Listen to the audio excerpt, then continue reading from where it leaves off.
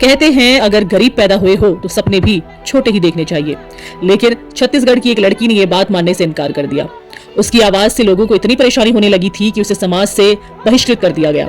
उसे अपना घर छोड़ना पड़ा, उसके सारे रिश्ते टूट गए, कई रातें उसे भूखे पेट गुजारनी पड़ी।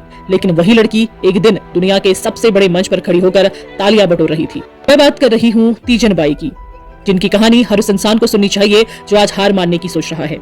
साल 1956 छत्तीसगढ़ के गनियारी गांव में एक गरीब परिवार में तीजन बाई का जन्म हुआ। घर में पैसे नहीं थे, लेकिन कहानियों का खजाना भरा पड़ा था। उनके नाना रोज महाभारत की पटवानी सुनाते थे।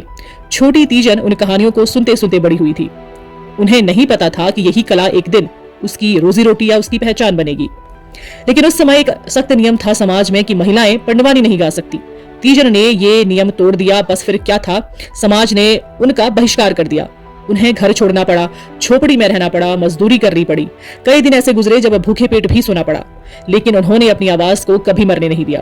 तीजन कहती थी अगर सच दिल में हो तो आवाज खुद ब खुद रास्ता बना लेगी। एक दिन मशहूर रंगकर्मी हबीब तनवीर ने तीजन की प्रस्तुति देखी। यहीं से तीजन की किस्मत बदल गई। गांव की मिट्टी से निकली ये आवाज दिल्ली पहुंचने लगी। फिर फ्रांस, जापान, इंग्लैंड और अमेरिका तक उनकी आवाज गूंजने लगी। दुनिया पहली बार पटवानी की शक्ति देख रही थी। जिस लड़की को कभी कहा गया था कि तुम ये नहीं कर सकती, उसी लड़की ने देश से पद्मश्री, पद्मभूषण, पद्म विभूषण का सम्मान पाया। तीजन बाई की कहानी हमें सिर्फ सफलता ही नहीं सिखाती, बल्कि सिखाती है कि हालात चाहे कितने भी कठिन हो, अगर हिम्मत जिंदा है तो एक दिन दुनिया आपकी आवाज, आपकी कहानी जरूर सुनती है। 5 जुलाई 2026 वह दिन जब छत्तीसगढ़ ही नहीं पूरे भारत ने अपनी लोक कला की एक अमूल्य आवाज खो दी। पंडवानी को दुनिया भर में पहचान दिलाने वाली तीजन बाई इस दुनिया को अलविदा कह गई।